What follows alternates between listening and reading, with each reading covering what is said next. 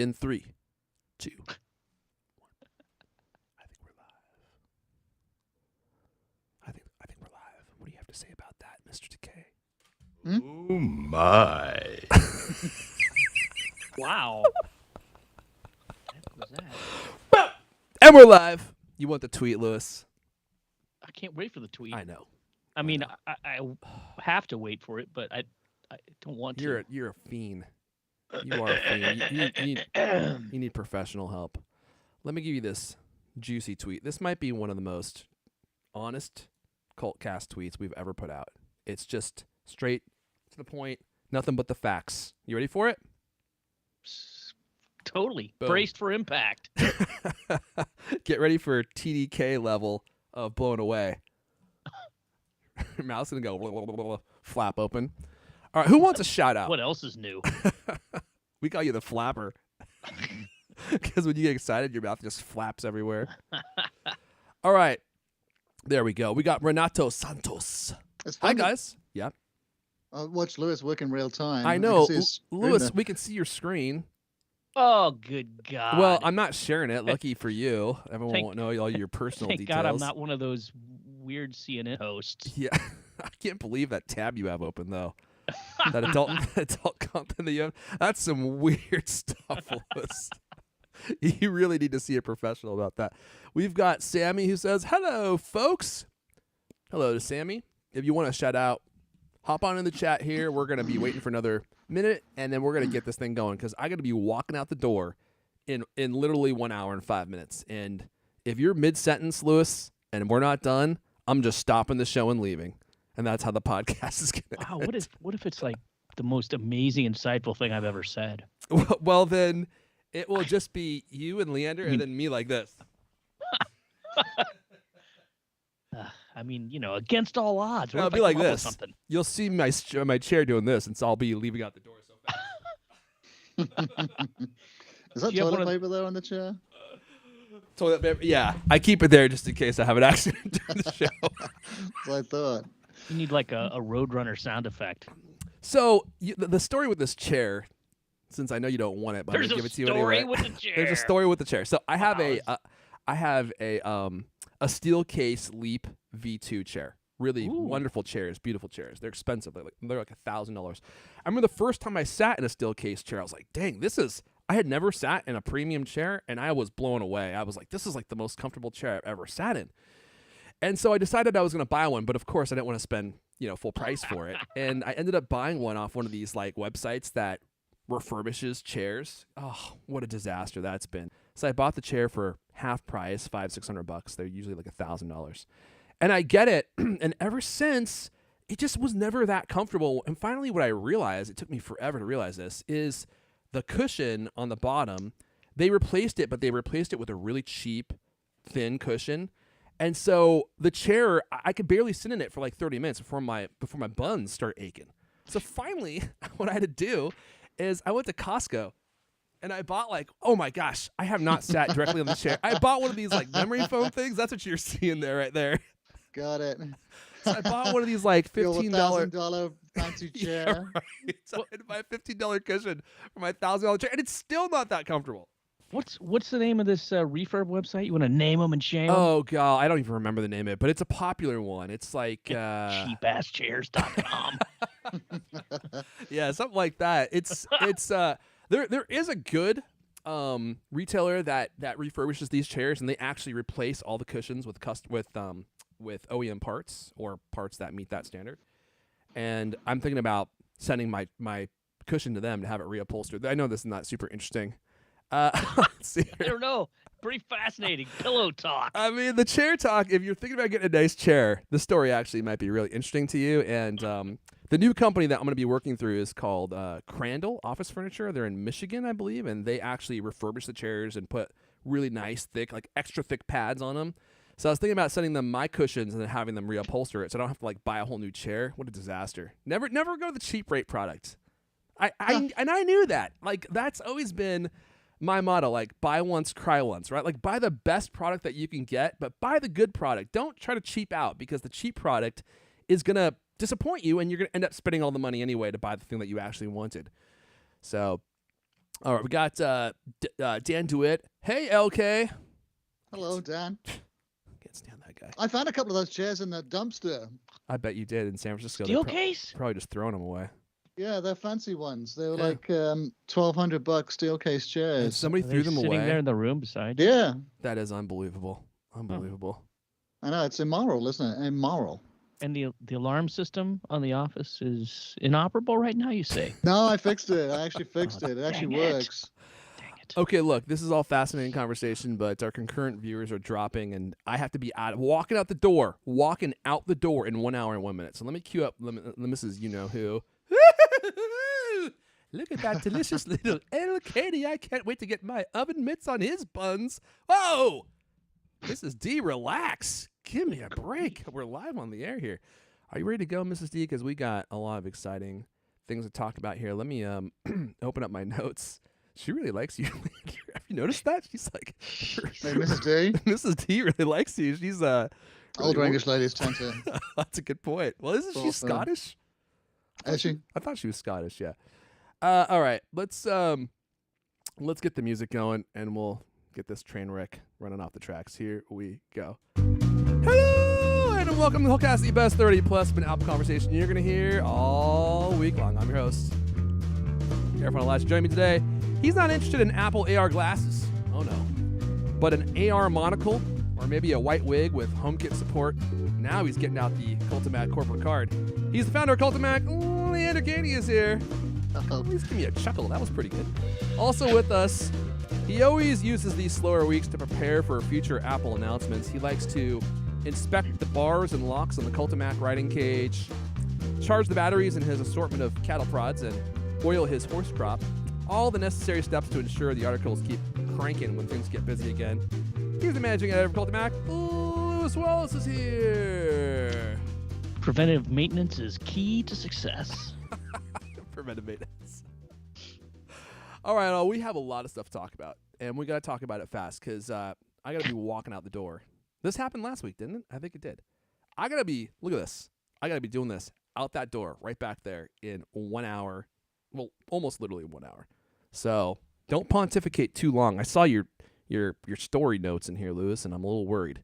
It's a whole new year for CultCast. It's 2022, and as Lewis said, what'd you say, Lewis? We're taking 22 by the...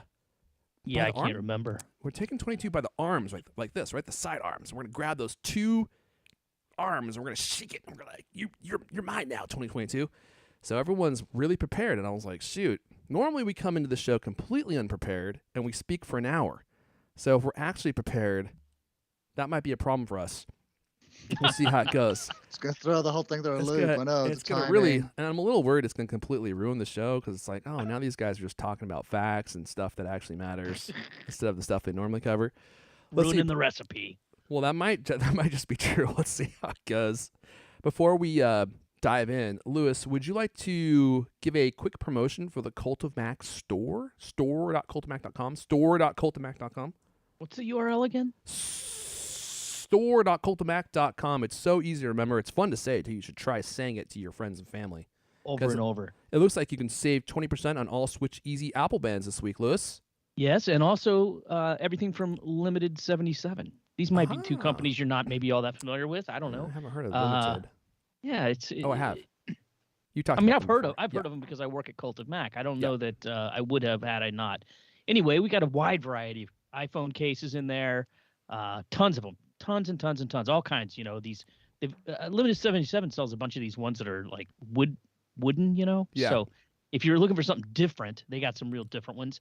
One that makes it looks like a camera. That's a crazy looking one there. Yeah, I was trying to I've actually figure never out- seen that one. Yeah, I was that kind of threw me for a loop. I was like, "What is this thing?" Oh yeah, it's like a Wow, it looks like an old DSLR. DSLR. Actually, an SLR. Yeah, it looks like an SLR. You're right. It could be a mirrorless. That kind of looks like a Fuji camera to me. Actually, it actually does look like a Fuji camera. Anyway, sorry. Go ahead. Yeah, so there's that. We've also got all the Switch Easy Apple Watch bands. There's a variety of those, some leather ones, some there's a braided one in there. It looks kind of like the one that I always really kind of I like those what is it, the braided loop or nylon loop thing Yeah. that Apple sells that costs $100. This one's $27.99. So Yeah. you know, that's a much more approachable price point. Although I guess that one looks like that one has a buckle. But anyway, a handful of Nothing wrong with buckles. had nothing wrong with buckles. Yeah, handful of Apple Watch bands for sale, iPhone cases if you need any of that stuff, and of course, the stuff that's in the store in general is not exactly like outrageously expensive. So if you want to stock up and get yourself some new looks for the new year, there you go. Store.cultofmac.com. We got Keith Long in the chat saying, "Hey guys, Cult Cloth received top marks." Thank you, Keith. Excellent. I mean, I think it really is surprising when you get it and you start using it. You're like, dang, he was actually being serious. This really is the best clean cloth that's out there. How can you tell? Well, you don't even need to do any comparisons or anything. You just, as soon as you get it out of the package, you're just like, you can just tell. You can just tell it's thicker. It feels more premium. You wipe it on your stuff, and all of a sudden it looks brand new. You wipe it on your iPhone 12, and all of a sudden it's an iPhone 13. I mean, that's all the evidence you need, That's all the evidence you need. Okay, let's see here. We're going to go ahead and kick it on over to OLK for the first story here. We got some news on iPhone 14 and the lack of a notch, which I think this is actually going to be a much better way to go. You think so? Yeah. Yeah, I was excited to see this mock-up, actually. This thing's become a whole saga, hasn't it, this whole week? Because they've been dueling mock-ups that have emerged. And the latest one is that the iPhone 14, reading numbers is hard, could pack a strange hole and a pill screen cutout to replace the notch. So it was previously believed that Apple would use a hole punch cutout, like a little tiny one, a little round hole for the camera, like a lot of rival smartphone makers. But then that changed to a pill-shaped cutout, camera cutout. Now, one analyst who's proven reliable in the past says we should expect both. Quote, "We now believe Apple will have a hole plus pill design on the iPhone 14 Pro and Pro Max models," tweeted Russ Young, CEO of Display Supply Chain Consultants, on Wednesday. Quote, "The smaller hole will not be invisible." And Russ continues, "The two-hole concept will be unique to Apple, like the notch, not similar to all the pill models from Huawei," Young added. He also included a photo first shared by an anonymous Twitter tipster last September that shows what is believed to be an iPhone 14 Pro glass cover with both cutouts. And we have the URL, which I guess we'll put into the notes. I'm showing it right here. Yeah. So kind of what? It went from a hole to a pill, and now a hole and a pill. Madness. Oh, this makes perfect sense. I mean, whenever we talked about the hole, I always thought, well, there's multiple cameras in the Face ID system, right? You have the IR projector, and then you have like the camera that reads that, and then you have the front-facing camera. Like, there's like multiple components. How are they going to fit that into one tiny hole? And it looks like what Apple did here is take the notch design and remove the notch and just put cutouts where the cameras go, so that you have the screen surrounding the existing cameras. So it looks like they're using the same tech. They just removed the notch and put holes in the screen. So to me, this makes perfect sense.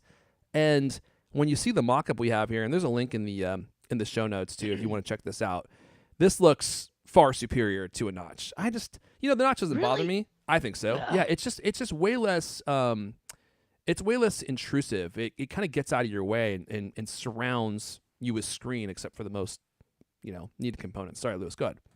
Yeah, I mean, a hole or a pill, or even just a broader pill. There's two things. I don't know. I look at that and I just go, God, it looks really weird. I don't like it at all. I think it looks a bit weird too. Yeah. I like the notch because the notch more is uniform. now it's an iconic thing. It's just it's the Apple look, right? But what I don't want is this. I mean, if they can shrink it down to a hole, great. Those look pretty sleek. If they can make it a pill, okay, I guess that's all right. Not as stylish as the notch, but I can't believe actually that I'm going crazy for the notch. But I think I'd miss it at this point, especially if they replace it with something like that looks sort of half baked. You know what? I'm making a prediction right here. When you get your hands on that iPhone 14, you're going to be singing the praises of these cutout holes. Oh, it's a pill in a hole. You're going to say, oh, man, that notch was really just so ugly and in the way, and this is so much more sleek, and I just love everything about it. That's what I think you're going to be saying come What are we September, gonna call October. it? The pill hole? The pill holes, well, that doesn't have as much of a ring to it, I have to say. The face holes. Pill holes. The face holes. I don't know. We got to come up with a catchy slogan. But so there you go. So I should also mention that this dude, Ross Young, I believe on Apple Track, has 100% positive record. Okay. Did you look him up? I tried to look him up on Apple Track and I couldn't find him. I would do it right now, but I don't want to bore everyone to death, and I got to be walking out the door in 58 minutes. But He's definitely I looked him up though. He's been a long time analyst and he's had a lot of press stories written about him and his predictions, and he's not a fly by night. So we were talking about doing research, and wouldn't that include typing in Apple Ross, Apple Track? I did, and it didn't come up with anything. 100% right there. What? What are you using? DuckDuckGone? well, if you're using DuckDuckGo, that would explain why you can't find it, or startup.com, startpage.com. Oh, here he Right is. there, Yeah. 100% Yeah, you're nine right. predictions. 100% accurate for 9 rumors. Okay, let me just do this. What's his name again? Ross the link? Young. Ross Young. Thank you. Totally escaped me. Ross Young, Apple Track. I spelt track wrong, I'll but drop let's it in just. Slack.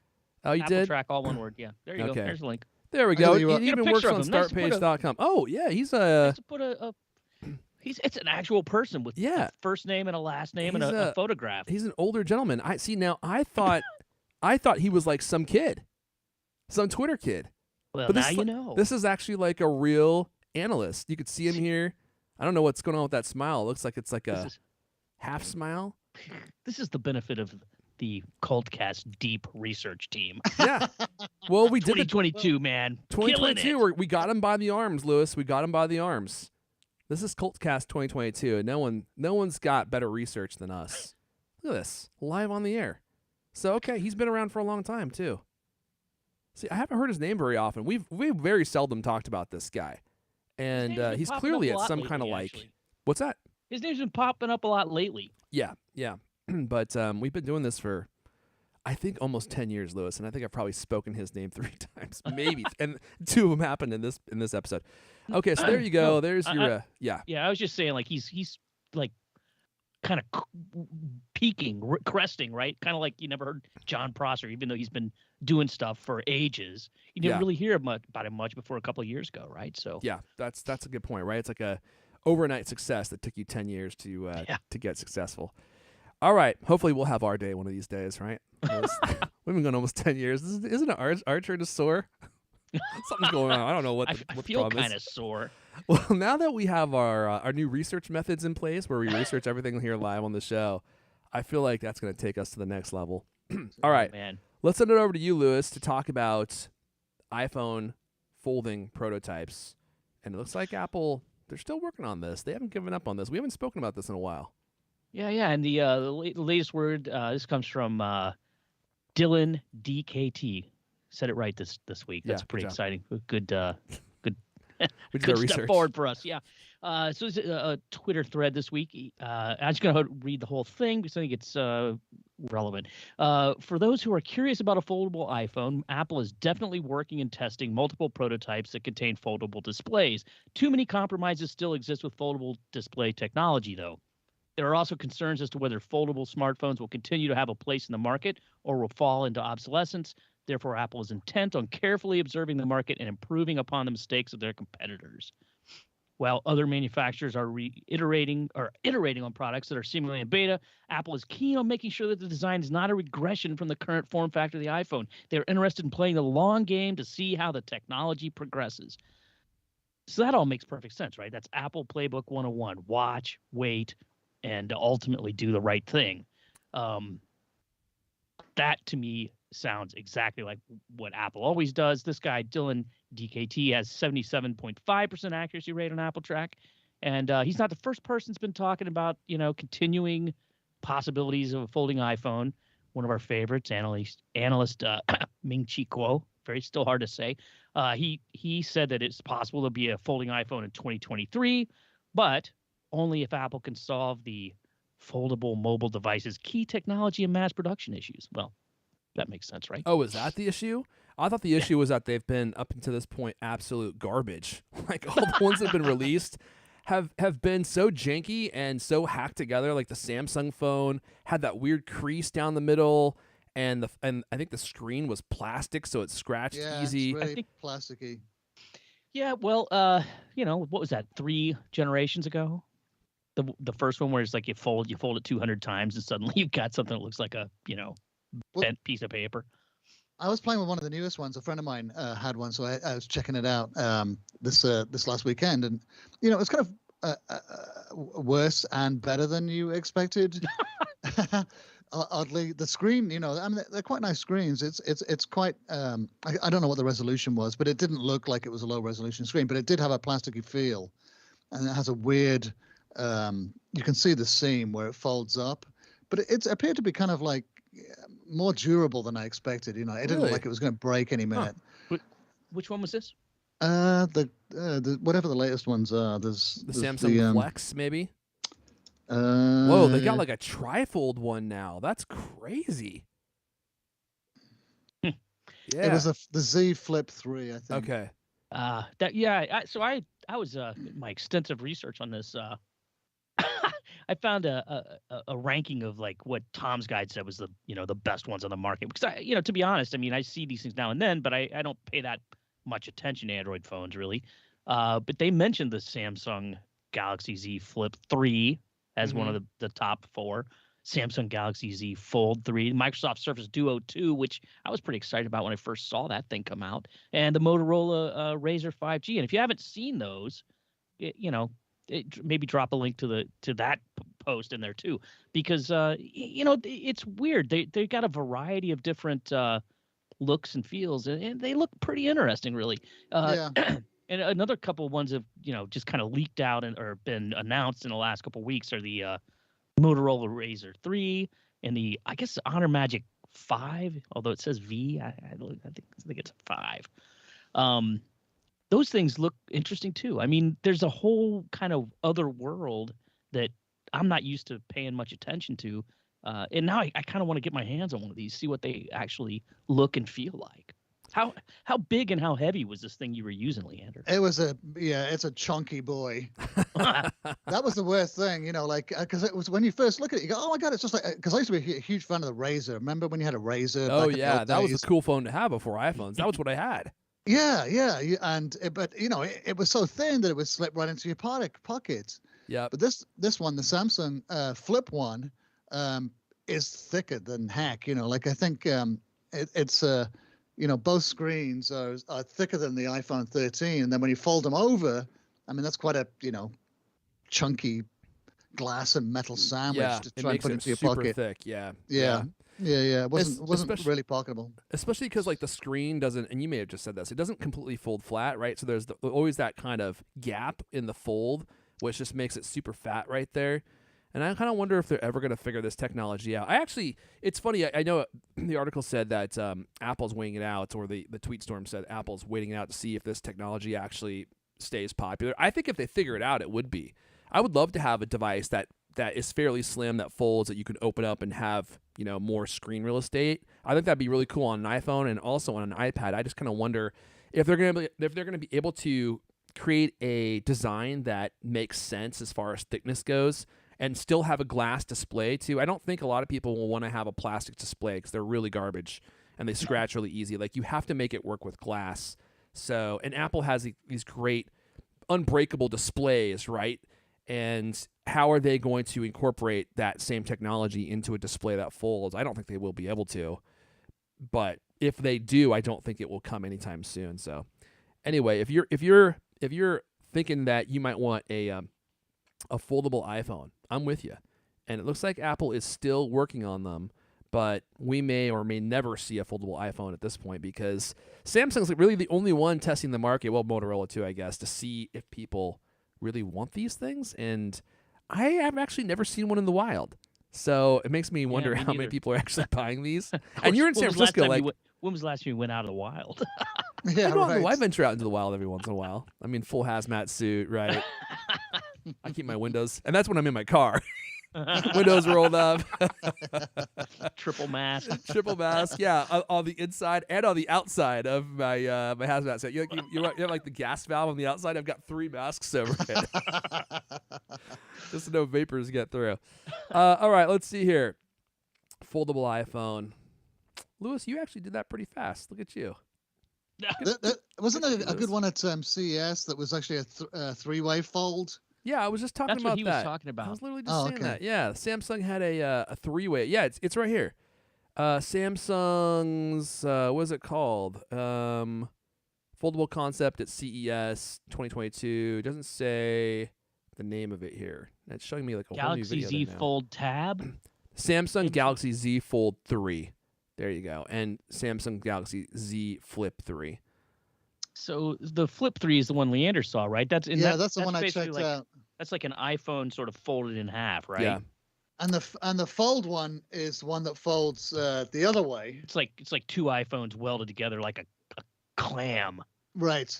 But then there's a new one now, right? I think that folds 3 ways, right? Yeah, Is that right. the one at Yeah. but it's I not got it's not called the fold. It must be called something else. Or at least it's not the fold 3. I'm looking at it right now. I got a video of it right here. These look pretty cool, man. They look pretty cool. I don't know how practical they actually are, but yeah. I really wonder. I mean, I'm pretty used to using an iPhone at this point. I kind of like the size it is. I kind of like the way it works. I mean, I don't really understand why I want something that folds. I mean, I don't often find myself going, gee, I wish this screen was twice as big, or gee, I wish this thing was folded in half. Because, I mean, with the iPhone 13 Pro, it's kind of just, I don't know. It at some point, is it not the ideal form factor? Yeah, I mean, that's kind of how I feel about my iPhone 13 Pro. But I was holding my mom's 12 Pro Max the other day, and I have to say, Lewis, I was a little envious. God. It just had that big, beautiful screen. I wouldn't want to put it in my pocket, but Too big. it's too big. It's too big. But if you decide that maybe you want to carry around a Merce, now Yeah, then got you put your space. iPad in it. Yeah. I heard Leander clearing his throat like he was about to say something. Oh, well, I just saw there was some concept foldable laptops at CES. Which look Foldable Kinda- Don't all laptops fold? Both. Yeah, moron. Yeah, I get what you're saying. The screen folds. Yeah, but I wonder what good it is, really. Yeah, not so does much when I look Samsung. at it. They're Looks like, like it's hey, got- would you guys buy this? All right, let's move on because I got to be walking out the door in 35 minutes. 35 minutes. Well, maybe 40 minutes. I'm walking out the door. 40 minutes, Lewis. Let's talk about the VR headset that no one cares about. So we had a story this week. I think eventually you will, but I know not yet. But there's a story out this week from Ming-Chi Kuo talking about the headset, and the interesting point of the story was this mixed reality headset, which we've been talking about for the last, I don't even know, 8 months, is supposed to support the 96-watt MagSafe charger that Apple has for their or power adapter, for the 14-inch MacBook Pro. And he was saying if it supports 96 watts, well, then it's going to be a powerful device, right? If it needs that much power, because if you think MacBook Pros of older generations, they only needed 60 watts, right? Like 96 watts is the standard for their pro level machines, their pro level power. So it's going to be most likely an absolute powerhouse. And Ming-Chi Kuo was saying that he expects Apple's metaverse, quote unquote, metaverse headset, more on that in a bit, to be around 2 to 3 years ahead of competing products. He thinks that they could sell as many as 3 million units during its first full year of availability, rising to 20 million units in 2025. At first, they're going to have to convince people to buy this thing, and they're going to have to pitch a vision beyond what was that feature on the Apple Watch? That's digital touch, right? Oh my gosh, it's one of the most awkward moments in tech history. Remember all of the dudes with the Apple Watch sending you their digital touch because they didn't know anyone that had an Apple Watch. That was an awkward period. Blocking that out. Yeah, me too. So he thinks that this is going to be a very powerful device, and it won't need a Mac or an iPhone to operate like some other mixed reality, or I shouldn't say mixed, like virtual reality, augmented reality devices in the past. He goes on to say, our survey indicates that Apple AR MR mixed reality headset will use a 96-watt charger, the same specifications as the MacBook Pro, to provide faster and more efficient charging for the headset. The charger specification proves that the Apple mixed reality headset requires the same level of computing power as the MacBook Pro and is significantly higher than the iPhone. So it just makes you wonder, like, what the heck are they going to do with all this power? Because we have this next story. Lena, let me pass it to you for this next story. Because Ming-Chi Kuo was talking about the metaverse, but it looks like that's not really what Apple has planned for this. Yeah, so it's the report says that Apple's VR headset won't create a full metaverse. So while Apple's creating a VR headset, it's reportedly not developing a complete virtual world for users, like Facebook.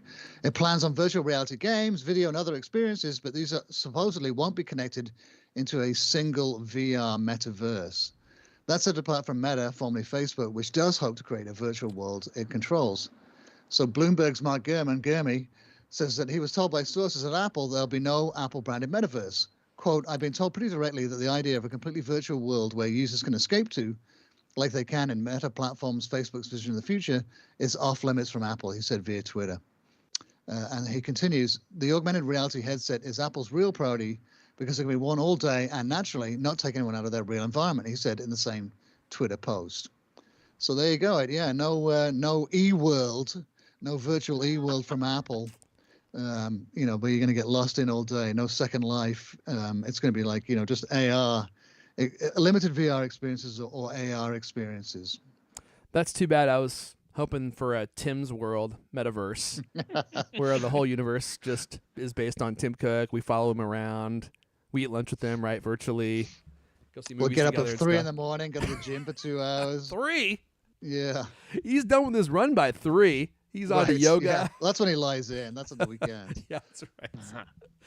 Yeah. So it makes you think, well, if they're not going to have a metaverse, what the heck are they going to do with this thing, right? Is it going to just be I kind of wonder if they even have that figured out. If they have an idea of what they're going to do, or if they're hoping they're going to just pass it to developers and have them figure out what the heck this thing's going to do, like the touch bar.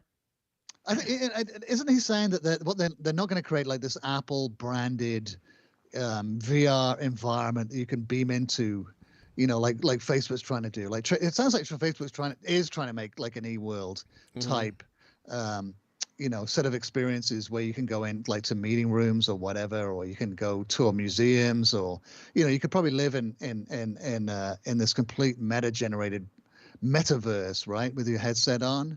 And I think that's what he's saying, that Apple's not going to be doing that. They will have VR games, there will be VR meeting rooms like VR Zoom or whatever, but not a single, dedicated like sort of Disneyland, Apple, virtual Disneyland when you go with your VR headset.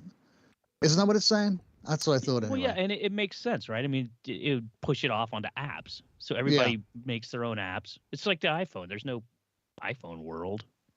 I mean, to me, it makes sense. Although, like, I just as you were talking about this, I started thinking about apps. And I started thinking about how would an app store work with those things? Maybe the app store could be like really like some kind of Blade Runner crazy, you're walking through this crazy environment and these apps are like, hey, try me. And I mean, it could be really weird. It'd probably be more like an Apple store, wouldn't it? It'd be like, sort of blonde wood and white walls. And yeah, it'll be like the construct from the Matrix, except none of the weapons will be there. It will just be like one big empty space. And if you wander around long enough, you'll probably find Johnny Ive sitting in the middle of it. Closet full of Phoenix. Pristine virtual tumbleweeds. Yeah, there'll be nothing to do there. Yeah, it is interesting.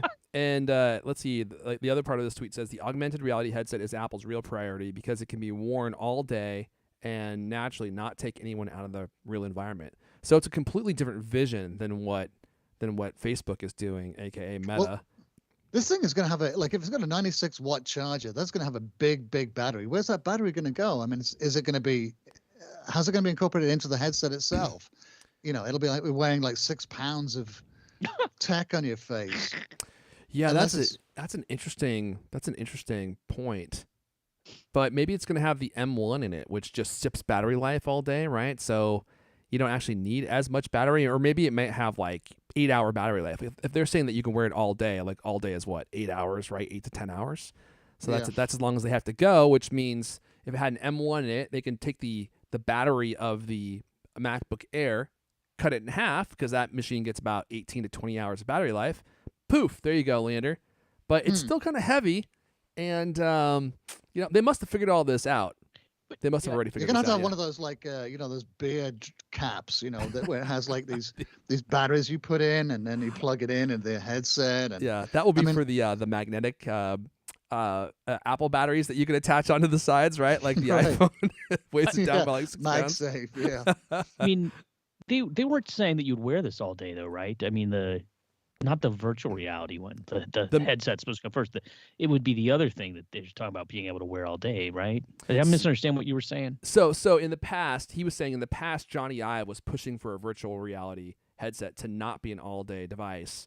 But this augmented reality headset, the one that Apple's working on, this one is supposed to be worn all day naturally and not take you out of your real environment. So it's supposed to augment what you're already doing in your existing world, and it lays AR elements on top of what you're seeing naturally. So it's like the transparency thing, mode right? for the glasses. No, I think that they're talking about two different things. I think they're talking about the headset is something you put on for, 20 minutes while you play a game, and the glasses, the augmented reality glasses, are the thing that makes the iPhone obsolete, because you could wear it all day and you get your notifications, you check your email, and you watch your this and that, right? I'm not sure. Yeah, it is a bit confusing. It sounds like two separate products, which so is it two separate products, or is it an AR/VR one/AR VR headset? And I don't think it's clear. I read it as two different devices, but anyway, how much does a MacBook battery weigh? I mean, you're talking about needing to have this big battery for these things. I mean, if they're goggles and you're not wearing them for that long, I mean, it could be like if you strapped an iPhone to your face, how uncomfortable would that be? Maybe not that pleasant. A little bit of neck problem, but I'm just curious to see what Apple shows when they demo this. What can you actually do with this thing? They're going to expect you to spend $3,000, which is how much it's been rumored to cost, right? It's supposed to be super powerful.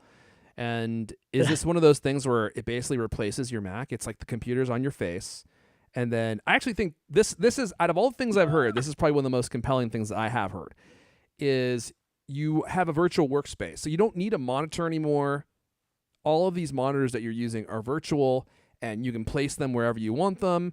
And then the headset is your Mac, and you're just doing all the work, and you have like video up here, YouTube video playing up here in virtual space, and then you have like your work screen in front of you. It's like, it feels like it's 80 inches because it's all just virtual, and then you can also see what's going on around you because it's blending these augmented reality elements with the actual real world. I actually think that sounds pretty cool, especially if you could sit on your couch and be watching a movie, but also have like other screens active in the background.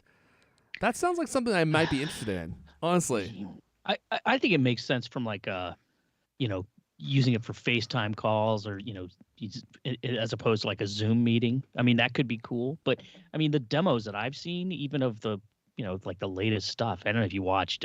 Joanna Stern had a video about going and wearing a Oculus all day, right? I guess it's not called an Oculus, right? It's called what is it called? It's called the Oculus. It's called the Oculus. It's Meta though. It's called Meta Quest now. They're getting rid of the word Oculus. It's So Meta Quest. The Meta Quest 2 is the name of the thing, right? That I just feel like that's a terrible idea. Honestly, you take a really cool brand like Oculus that's so well known, and you change it to MetaQuest. Meta. It used to be Oculus Quest. The Meta now Quest. It's the Meta Quest. Okay, right. I guess But that's so- okay. The stuff that she was talking about, you look at it, it's like, do you remember Second Life? Do you remember that? Yeah, Ridiculous, unfortunately, yeah. ridiculous nightmare. And I mean, I knew this guy, this reporter. I guess he worked at Wired, and he was like really into it. And I'm just like, every time I read some article about it, I'm like, what are you? how can you possibly spend your life in this weird like cartoon world where all the weirdos hang out? Yay! It's just I don't know. And the things that I saw just recently looked so crude and just I don't know, just silly. Like I can't even imagine interacting with people as an avatar in some virtual world trying to do anything. Anything. I hear what you're saying. The design of these things is really really primitive, isn't it? They're really blocky and they're unsophisticated. They're very very cartoony. It's like Waze. I couldn't stand Waze when I first started using Waze, even though the functionality was great because the stupid cartoon icons. It really does look like that. I'm sure Apple's will. Let's hope it'll be visually more sophisticated than these are. But they are really shocking at how primitive they are. There was one that they didn't have. They only had avatars from the waist up, right? We said, well, it's because with the sensors or whatever, we can only we can't really tell what your legs are doing, so we can't accurately reflect that. I'm like, so there's all these like upper torsos floating around in this amazing virtual world. What do you got against upper torsos? That's arguably the best part, Lewis. I looked at it and I said, "Are you freaking kidding me?" I mean, So did Joanna's video? Did she have anything compelling going on in there? Yeah, she said some stuff was kind of cool, and she also said she felt kind of, not, ill a little bit, but she went and locked herself in a hotel room and tried to just wear this thing for 24 hours straight. And I watch it just because honestly, like walking through Costco and seeing the Meta Quest 2 for sale, it's made me a little bit curious. Like, these things are for sale everywhere. Apparently they sold a bunch of them over the holiday season. It's the price point on that thing at $300-$400 is at least tempting to check it out and see what the buzz is about. And then you start thinking about Apple trying to charge $1,000, $2,000, even $3,000 for such a thing. The rumor is $3,000. For the launch model. As much as, right? But so that is a whole different level of I'll give this a shot. That is like I would rather buy a car. I'd rather buy a motorcycle than a crazy. Well, why buy a motorcycle when you can use a motorcycle for free in the virtual world? Any model you want, Lewis. Well, the one thing that I find appealing about this, the way that Apple's talking about it, is that if they do that and they allow all these apps to happen, as opposed to like Apple says this is the way it is, that they let people do these, then there's actual room for creativity. There's room for people coming up with novel and compelling uses, right? And then of course Apple can buy the best ones and fold them into their own product. Super awesome. Me from the chat says this sounds like the same kinds of conversations we had before the iPhone launched. Yeah, that's true. But you know what? Most of the time, those conversations, they're accurate. It didn't end up being accurate for the iPhone, but like with a lot of these kind of crazy, zany new products, most of them end up going nowhere. I'm not saying that the mixed reality headset will do that. I'm just saying that a lot of times with these new product categories, they do end up going nowhere or they fizzle out. Like remember 3D TVs? Remember how popular those were for a while? Like that, and then they were a gimmick the whole time, and then everyone just completely stopped buying them. So that's why I'm curious. I have an open mind. I'm not saying this thing's going to suck. I'm actually really interested to see what it does. And I'm hoping that Apple has a very clear vision for what this will do. Unlike the Apple Watch, when they launched that thing, I felt like they, much like the Touch Bar, they thought that it was a good idea, but they didn't really know what they were going to do with it. And so they just launched it, and they're like, let's hope that developers come up with a really cool implementation of this and show people what it can do. That worked with the Apple Watch, although developers aren't really necessarily what made the Apple Watch great. But it did not work for the Touch Bar, and ultimately the Touch Bar died because it just never caught on. And I'm curious to see what happens with the mixed reality headset. I think it's going to be really cool. I think there will be some really cool implementations that will allow you to kind of kick back on your couch and interact with media and the web in ways that you've never experienced before, and it will probably be really cool for gaming as well. But I want to see what Apple says, Don't you think, though, that if they come in at a price point, even $1,500 or more, that it's going to be the same thing as with the HomePod? Like, a year from now, I'll be like, well, we sold 450 of them, so let's just kill it. I mean, if they come in at $3,000, really, I mean, that's insane. I can't imagine that it'll cost that. If it costs that much, I can't imagine $3,000. That's not for an, like no one I think is going to spend that kind of money for an entertainment device. Like, that's the kind of money, you'd spend on a premium, work device, something for work, something you're going to, for pros, for professionals. I mean, yeah. Okay, I mean, who spends $3,000 on an entertainment device? I don't think there's any out there, are there? It's way more expensive than game consoles and TVs, even the, expensive TV sets.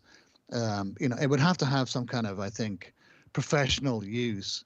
I mean, every time Tim Cook talks about it, he's really, really bullish about it. I mean, he says it's a profound experience, and who knows? I mean, maybe in the whole Omicron, COVID, work from home era, that this would be the next. This is where you go to do your work. You strap your VR headset on all day, and you work, remotely. Inside this, this hellish metaverse. Yeah, I was gonna say it sounds like hell. But it's definitely. I mean, they're not going to charge that kind of money for an entertainment device. Who's going to spend that to play a few VR games? Nobody. Especially like you said, when the Quest is like $300 at Costco. Well, so you think that Apple is going to sell something that is strictly a business or medical oriented device? Not strictly, but it would have to have that kind of, it's going to have that functionality, isn't it? Don't you think? That's not the kind of thing that, I mean, what do they do? I don't know. Nothing they do is like that, right? I mean, I guess you could argue that a Mac Pro is that because it's only for, people doing tons of high end video work. But I mean, you're talking about like a business case. I mean, they never make a business case, do they? They don't ever even try to court business. Well, really. the Mac, a MacBook, a high-end MacBook, has definitely got a business case, isn't it? I mean, no one's buying that to watch Netflix and play. Are you sure? Play Takamochi on. They run it to run Photoshop and video editing programs and whatever they run their businesses on it. They it's a pro machine, and I think. If it's going to be $3,000, I have no idea if it is going to be or not. But if it is going to be $3,000, then I think it's going to have a pro story, because I don't think anyone was going to look at it unless it does. It's going to have to be really amazing general purpose computing device that will do a bunch of things, including I think a lot of work stuff. Otherwise, no one's going to spend that kind of money. I mean, I don't think that's all I'm saying. I just don't think anyone's going to spend $3,000 on a purely entertainment device. It's way, way too expensive. But we'll see. I mean, I'm sure it's going to be a general purpose, computing platform. And like they said, it's going to be, if it's shown off at WWDC, they're going to get developers interested in it. They definitely want developers making applications for this. So, I'm sure it'll be able to do a whole bunch of different things. But I think it'll definitely have to have something serious in order for people to be tempted to, spend that kind of money. God, it'd be so wild to be walking around and see people walking around with these on their heads. If they're mixed reality, I mean, you probably could do that. That might be part of the use case, right? It's like you just wear this thing around and it's just like overlaying information everywhere you go. You're like Bionic Boy. Oh my God. You can finally remember people's names. I feel weird enough walking around people with my AirPods in, like listening to something and, it feels like oddly not connected, right? I mean, I can't imagine putting on one of these electronic hoods. We'll see. All right, let's see here. Before we move on here, did you want to do a plug for the giveaway here, Lewis? Yeah, sure. Yeah. As always, we got a giveaway this week. It's the same as last week, actually. So if you're listening, you can just plug your ears right now. 3-in-1 wireless charging station from Journey. As with many of our sort of giveaways, we've got a deal also. I mean, well, we were pointing out the fact that Journey has if you can go and you can sign up to win. We're giving away 3. It's a great looking charger. Charges iPhone, Apple Watch, AirPods all at once. Costs $99. But if you don't feel lucky, you can go and you can click over to their website and save 30%. You guys just got to use the little coupon code there. So you get one for, what's that, $66, I believe, if I did my math right. 67 maybe. And they've also got great looking leather iPhone and AirPods cases, Apple Watch bands, all made with this cool-looking German leather. Oh yeah. They look great, and go to the homepage of Cult of Mac, scroll down to the giveaway, sign up. It's free to sign up. You get on our amazing Cult of Mac Today email list and get a free entry to this thing. We give them away every week, so this is your shot. It's a great looking charger. I mean, Yeah, as it's we were really discussing beautiful last and week, minimalist, it's one of the finer looking like space saving, charge all your stuff at once kind of thing. I showed this design to my good friend George Takei. You know what he had to say? Oh my. I was like, it is beautiful, George. It is beautiful. Very minimalist. So I'll put a link in the I dropped one in the chat, and I'll put one in the show notes if you guys want to enter to win. And I think you should enter. I think you should go in there, get it done, because you got a chance to win it. You got a chance. That's all I'm saying. All right. Let's just skip the Apple Cloth story. We're almost out of time here, Lewis. And it's not much of a story. Just you can just tell people, hey, if you're too, bummed about not spending enough on a Cult Cloth, go to apple.com and buy a Apple polishing cloth for $19. You can get one delivered in a handful of days. Yeah, way more expensive than a Cult Cloth, but back in stock. It is back in it was back in stock when we wrote the story. I wonder if it's still in stock. I just checked. Oh, You order it today. You can have it delivered by January 17th. There you go. 4 days. Dear me. What's the Cult Cloth delivery window? Well, with the way deliveries going these days, who knows? Sometime this year. Have you guys noticed that UPS and FedEx and Amazon, they don't even bother with delivering things on time anymore? I had 3 packages that I ordered, or I had an order on December 29th, and it was supposed to be delivered in early January, and it's still not delivered. It's in FedEx's hands, and I check the tracking every day, and the tracking just says, we were unable to deliver your package today. That's the update. No, sorry, no excuse, no anything. All the your wheels. package is delayed. And all the wheels are coming off. Yeah, right man. Now. And I don't want to go down a rabbit hole here, but did you ever stop to ask yourself, what the heck am I paying Amazon Prime for? Remember when it used to be 2-day delivery? And now it never is 2 days anymore. Now they say, oh, well, we'll ship it to you in 2 days once it ships, but it may not ship for a week, and then it'll get to you 2 days after we. And I'm like, first of all, I don't even think that's true. It usually takes them like 4 or 5 days to deliver something once it actually ships. But it takes them, 5 to 6 to 7 days to 10 days to ship anything now. I still get stuff like next day sometimes. And, Yeah. And I mean, I'm a little embarrassed about this, but my wife orders stuff from Amazon. I bet we get a delivery from Amazon at least 3 days a week. And the thing that's weird, though, is like even if you order things all at once, like you try to, because I don't want to just order one bottle of bitters, which my wife has done, right? I want to order 5 or 10 things, kind of save them up so they all get delivered at once. Even when you do that, even if you select deliver on my Amazon Prime delivery day, because you're doing the right thing, right? You don't want 57 trips to your house. Still, okay, this will be delivered Tuesday. This will be delivered Wednesday. It's like still 5 different delivery days for 7 different items. It drives me nuts. Total cluster. Drives me nuts. And Prime is 100. Sorry, go ahead, Leander. Isn't there a thing that says you can, try to get them all delivered in the same box? That's Doesn't literally that what be I the was just option? saying. Well, all in the That's same But day. they still So don't do that? they'll deliver them all in the same day, but they won't put them in the same box usually. and they're all coming from different. I think my guess is they're coming from different warehouses or something. I mean, I don't understand exactly how it works, but I've done that many times. I say, yes, save on gas and delivery trips and boxes and everything, but send it all at once. And nevertheless, multiple things. And sometimes it's like one little tiny thing in we laugh about it. Oh, let's see what the smallest thing we can get delivered in the biggest box. It's like an Amazon game you can play. Yeah, I had some hair product actually that I had ordered on Subscribe and Save, and it was supposed to show up in mid-December, and we had a snowstorm here, so they couldn't deliver it. And they tried once, so like, hey, sorry, we just couldn't. It's too snowy. And then instead of delivering it, they just returned it, And so I was like, well, shoot, I need this, right? You think this hairdo happens on accident? You need it. I need it. I can't be coming on camera here Have it. without my hair product.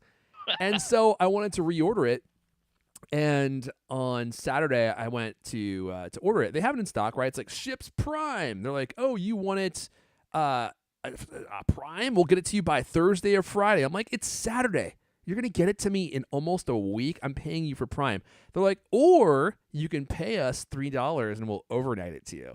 And I'm like, that's oh, interesting. so you could get it to me faster. You just don't want to unless I pay you extra money.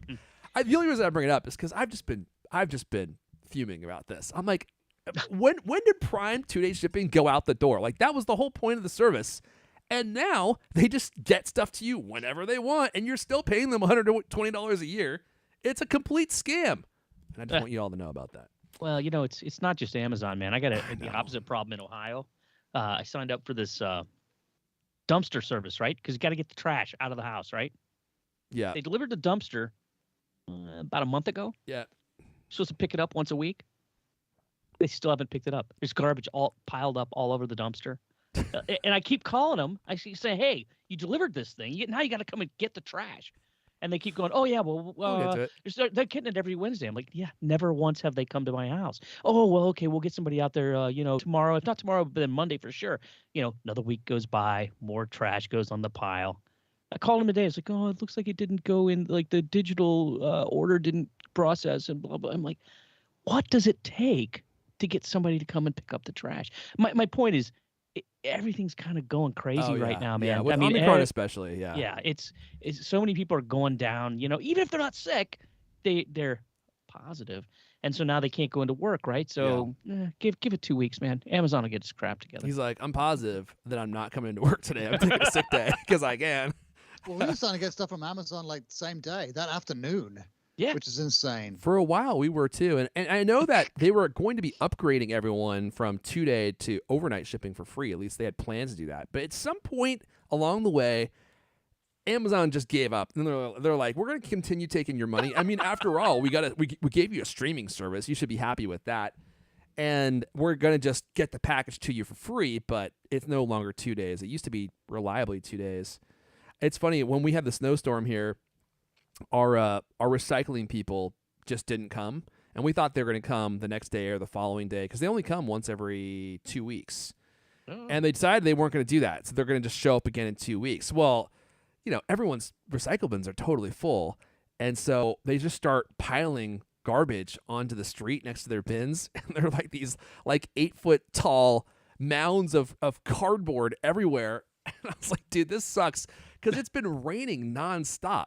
So now, these recycle guys have to come by, and they're gonna literally be ladling the shoveling pulp. Yeah, broken down pulp into the truck. So the guy finally comes yesterday. This is after a month of not picking up our recycle bin, and sure enough, man, he's got these gloves on, and he's literally trying. It's like picking up oatmeal off the ground. He's trying to hand pick up this sludge and put it into his truck, and he's murmuring under his breath. I can only imagine what he was saying. It's probably like El Caney, just muttering curses under his breath, and he was pissed. But what else are we supposed to do, right? There's nowhere else to put that stuff, and now all the cardboard is totally broken down all over the street. What a nightmare. Anyway. That's why I love wearing a mask, because no one can see me muttering the whole time, all these obscenities about people. The mask is just kind of going puffing out as you swear. All right, let's wrap up with this story. You know what they say, if you can't beat them, then hire away their best talent and just copy what they're doing. And that's exactly what Intel's decided to do. So this was actually kind of an incredible story, I thought. And I could only imagine how many wheelbarrows full of money they handed to this guy for leaving Apple and heading on over to Intel. So the story goes like this. The person responsible for overseeing the transition from Intel to Apple Silicon, Jeff Wilcox, he recently left the company. He was the Mac system architecture lead before he left. And he summed up his role by saying he led the transition for all Macs to Apple Silicon, beginning with the M1. And he was one of the most important people on one of the most important projects at Apple in recent years, and that transition is wrapping up. Well, Jeff Wilcox recently posted on LinkedIn, after 8 amazing years, I have decided to leave Apple and pursue another opportunity with bigger barrels full of cash. I added that last part. It has been an incredible ride, and I could not be prouder of what we accomplished during my time here, culminating in the Apple Silicon transition with the M1, M1 Pro, and Mac M1 Max SoCs and systems. On Wednesday, he announced he had started at Intel. In his new role, he is responsible for, guess what? The architecture of all SoCs for all Intel client segments. After more than a decade running Intel processors, Apple began. Oh, okay, we already know all this stuff. So they moved from Intel chips to M1, and now Intel's got their guy. Ooh, I bet Tim Cook was mad about that. He was fuming. He had to do some extra rounds on the elliptical to work off that anger. That's a big departure, though. Their head guy who led the entire program now over at Intel. So Intel's not taking this sitting down. Apple ditched Intel, and now Intel strikes back, so to say. And they've got Apple's lead guy. So it will be interesting to see what happens over Intel over the next several years, because this guy's got all Apple's knowledge, right? I mean, how hard would it be for Intel to kind of, not copy, but create some derivatives and maybe some superior derivatives to what Apple's got going on? There was some news at CES about AMD and Intel having chips that already beat the M1 Max. I was going to say, yeah, they were crying this week, weren't they, about how they got a faster than M1 chip. Unfortunately, it runs on 4,000 watts. So, I was just gonna say, you need your own nuclear reactor to get those things hot and running. So I think a lot of that was just kind of like marketing. Like, they may be faster, but under what conditions, right? Like, do they run as cool? Do they run on as little battery power as the M1 chips do? I think that we have yet to see that, but it will only be a matter of time before Intel comes up with something and AMD come up with, especially AMD at this point. I kind of believe AMD will be the one that may come out with something that's more incredible than Apple has, and it's actually really amazing just to see all this competition, because forever it was just Intel, and now we have three major players who are all creating like these like beautiful SoCs and like these super powerful chipsets, especially AMD. I mean, I have an AMD chipset in the Colt Commander here which I use to stream. This thing is an absolute monster. It just doesn't. It barely even breaks a sweat. We have multiple streams of video going.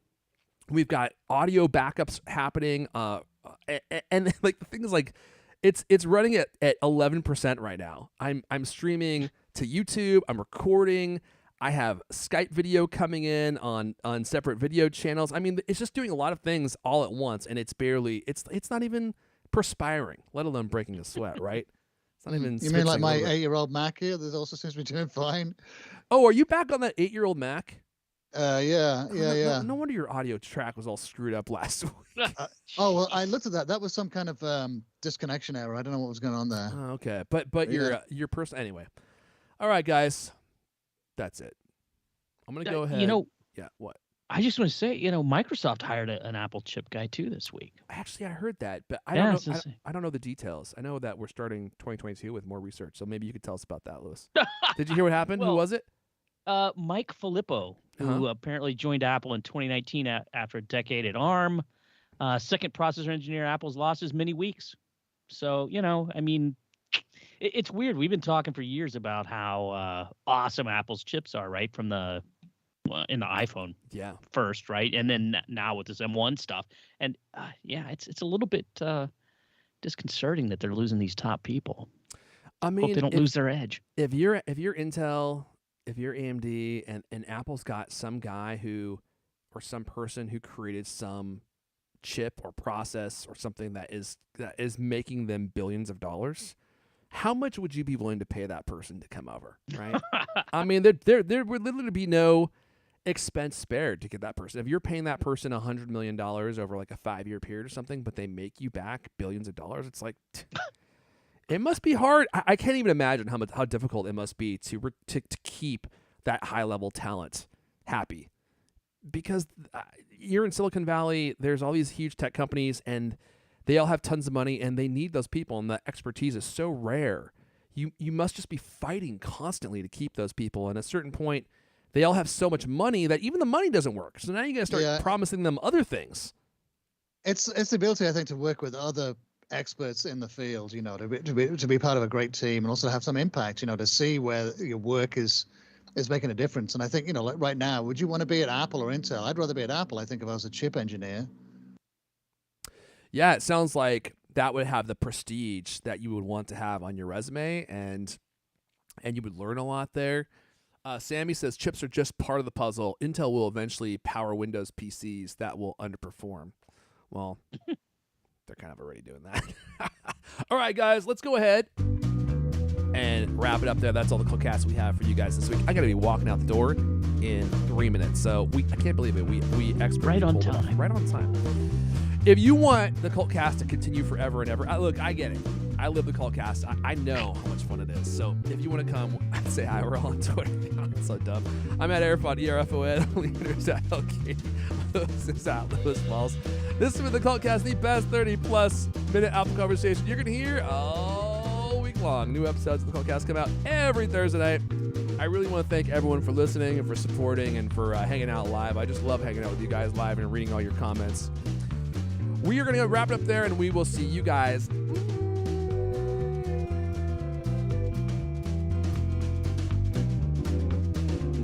next time.